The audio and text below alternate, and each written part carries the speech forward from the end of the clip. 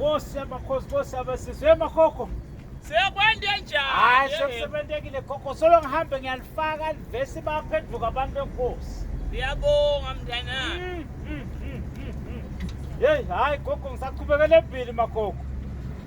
Selahle bo, selahle. Hey. Saqhubekela eBhili makhokho lenze kusoda nje amandla gogo. Kumele ngithola umfutho ngendlela makhokho. Emandla phela awadi ukuthi atholakale kudlele.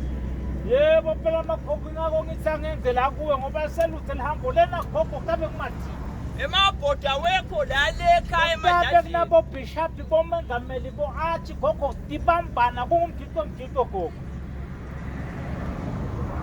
Embe bo, lapho ngiphazamisele amakhasimende ngawe uyahamba uyelela uyakhona. Yini lesifuna? Ufuna sinye besinje gogo.